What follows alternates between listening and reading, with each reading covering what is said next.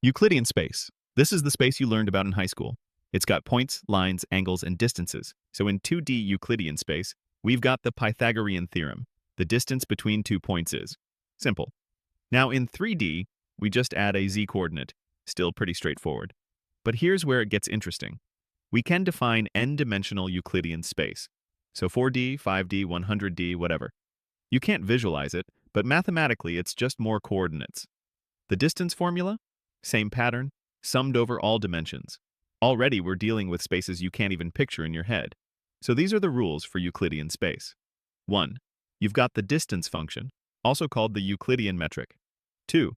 Angles are preserved, so you can measure them using dot products. 3. Parallel lines stay parallel forever, they never meet. 4. You've got rigid motions, translations, and rotations that preserve distances and angles. 5. The Pythagorean theorem works. Okay, and these rules define what we call the Euclidean structure. And Euclidean space can be any dimension. It can be r squared, r cubed, r to the power of 100, r to the power of n for any n. It's basically the most intuitive space possible. It might as well be the only space most people ever think about. Okay, it just is the normal space. Level 2. Affine space. This space helps us understand geometry without caring about distance or angles, using slightly different rules. The rules are: 1. Points and vectors exist, but there's no origin. 2. You can add a vector to a point to get another point. 3. You can subtract 2 points to get a vector. 4. Parallel lines are still parallel. This is basically the unique part of this. We keep parallelism, but lose everything else. And 5. There's no notion of distance or angle anymore. So for example, let's say we've got 2 points P and Q in affine space. We can form the vector V equals Q minus P. Now we can translate any point R by this vector. R plus V gives us a new point, projective space. Okay, so we define a point in projective space as not just x, y, but using homogeneous coordinates where for any non-zero lambda. So 1, 2, 3 is the same point as 2, 4, 6. That's already weird. Now the point at infinity is wrapped in this structure. So parallel lines in Euclidean space, they meet at infinity in projective space. Lines that would never meet now intersect at these ideal points, wrapped in the boundary of the space, which is wrapped in the homogeneous coordinate system. This is just astronomically different from what we started with. Now I want you to imagine perspective drawing. When you draw railroad tracks, they meet at the horizon, right? That's projective geometry. To understand metric spaces, we've got to play a game. Let's say we have a set of elements. Could be points, could be functions, could be anything. And using these elements, we've got to define a notion of distance. The first rule is, and if and only if x equals y. So distance is non-negative and 0 only for identical points. The second rule is, so distance is symmetric. And the third rule is the triangle inequality. So you can't take a shortcut that beats going through an intermediate point. So for example, we've got the usual Euclidean distance in r to the power of n. That's a metric. And the taxicab metric where that's also a metric because it follows all 3 rules. But if we tried to define without the square root, that breaks the triangle inequality. So this is not a valid metric. However, the discrete metric where d of x comma y equals 0, if x equals y and d of x comma y equals 1 otherwise, that is a metric because it still satisfies all 3 rules. So a metric space with the discrete metric, well, we can just have 2 elements, so the space has only one non-zero distance. But what about the space of continuous functions on 0, 1? That's a metric space using the supremum metric. The number of elements is uncountably infinite, bigger than any countable set, but it's not infinity. And the space of sequences with the L infinity metric is also bigger than that, but it's still not infinity. Level 5, the Hilbert space. A Hilbert space is a hypothetical, well, not hypothetical, it's real. It's a complete inner product space. Starts with a vector space where you can add vectors and scale them, and depending on its inner product and what operations you're doing, either converges to a limit or doesn't, and then if it satisfies completeness, you get a Hilbert space.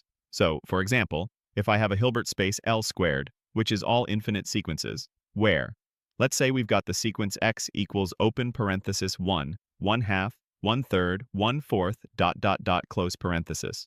First, we check, does this is converge? Well, which is finite. So this sequence is in L squared. Now we've got the inner product. This gives us a notion of angle between infinite sequences. The norm is, okay, and this space is complete, meaning every Cauchy sequence converges to a limit in the space. So the space is closed under taking limits. But for Hilbert spaces in general, we consider, which is all square integrable functions. So any function f, where, is in this space. The inner product is. Now let's look at dimensions. L squared has countably infinite dimension, has uncountably infinite dimension. And it looks pretty normal as we add more examples, until we get to the Fock space, which is used in quantum field theory and has infinitely many particles. And then the Fock space for n particle types has dimension infinity to the power of n in a certain sense, using the tensor product construction, which means it's vastly more infinite than L squared. Now I know what you might be thinking. Sure, infinite dimensions is pretty wild, but surely this is just a metric space with extra structure, right? Because we've still got a distance function. Well, yes and no. Because while metric spaces do give you distance, Hilbert spaces give you orthogonality, projections, and spectral theory.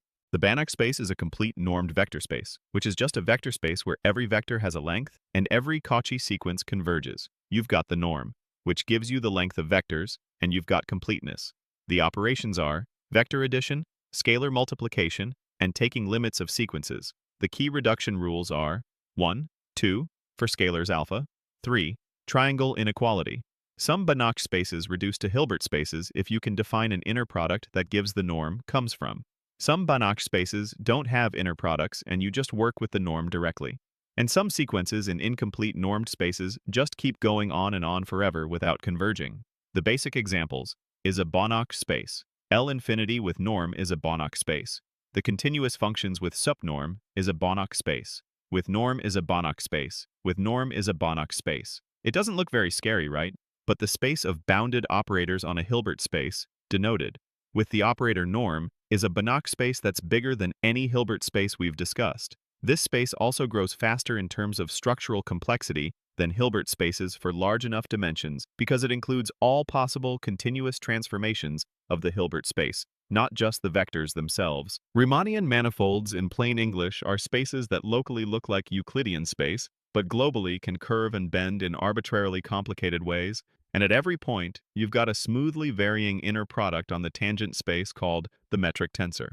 Now I know what you're thinking. Surely that's cheating, right? Because I could just say, take any weird curved surface, slap a metric tensor on it, and boom, I've got the most complicated space. But it's actually not cheating, and I'll explain why. Riemannian manifolds have a formal mathematical definition involving smooth manifolds with a Riemannian metric G, which is on screen. This is the most general currently known well-defined geometric space that's not just an abstract topological space. And it's way more general than even the biggest, baddest spaces we've looked at, because all the previous spaces can be embedded into or are special cases of Riemannian manifolds. Hilbert spaces, flat Riemannian manifolds. Euclidean space, zero curvature, Riemannian manifold.